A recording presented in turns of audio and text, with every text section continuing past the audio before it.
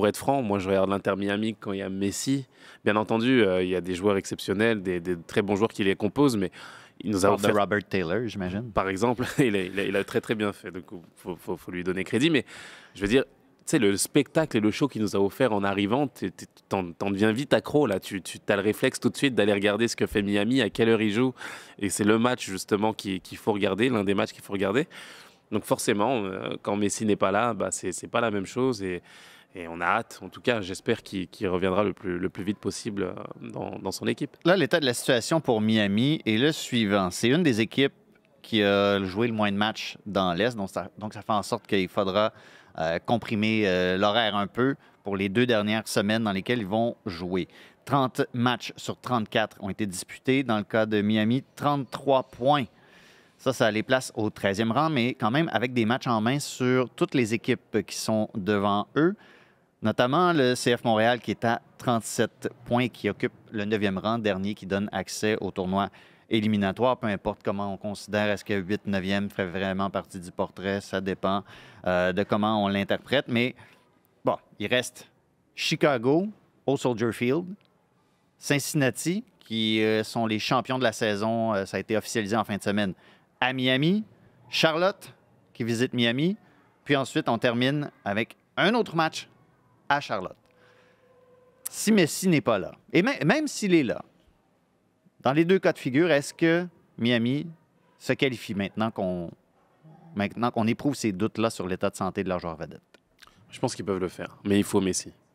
Oh. Ouais, il faut Messi parce que, je veux dire, c'est pas pareil quand t'as un joueur de cette trempe sur le terrain, forcément, ça fait la différence. T'es adversaire, tu sais que tu as une équipe en face qui veut absolument accrocher les playoffs et avec un Lionel Messi qui a envie justement d'aller chercher les choses, forcément, ta perception, ton ressenti du match est totalement différent. Donc, sur ces 4 derniers matchs, il faut absolument, je pense, Messi. J'espère que c'est la stratégie qui a été mise en place. Si on l'a laissé de côté pour 4 matchs, c'est pour espérer l'avoir sur ces dernières rencontres-là. Et au vu de ce qu'ils ont fait face à Charlotte en Ligue des Nations, je pense qu'ils sont capables d'aller chercher 6 points vraiment sur ces matchs-là. C'est quand même 2 matchs en 4 jours. Chaque fois. Oui. Chaque fois, 4 et 7 octobre, puis ensuite 18 et 21. Oui, mais... Ça sera pas simple. Oui, ça sera pas simple, c'est sûr, mais je veux dire, s'il y a bien une équipe aujourd'hui qui pourrait faire justement cet exploit-là, ce serait l'Inter Miami au vu de l'effectif en présence. Donc, Messi doit revenir. On espère qu'il sera présent et qu'il nous offrira un match de barrage exceptionnel au Stade Saputo face au CF Montréal. C'est vraiment ce qu'on veut voir. Mettons, Montréal finit 8e, Miami finit 9e.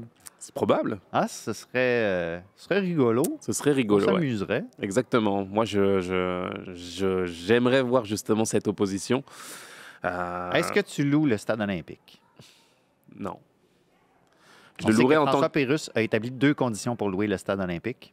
Je t'en parlerai après l'émission. OK. Mais est-ce qu'on loue le stade olympique pour Non, Messi? faut rester au Stade Saputo, ajuster le prix des billets peut-être en fonction, même si c'est sûr que c'est difficile pour ça va bien passer au conseil, ça. C'est ça, c'est difficile, c'est vrai, pour des partisans qui ont envie de le voir et qui ont envie d'avoir une certaine accessibilité, mais en tant qu'ancien joueur, moi, le stade olympique, c'était pas possible. Je vous donne mon ressenti, c'est impersonnel, les fans sont très très loin. Alors oui, on a vécu des moments incroyables où la frénésie était folle quand il y avait des matchs fabuleux, oui, c'est vrai. Beckham qui te plante un coup franc au-dessus de la tête. Par exemple.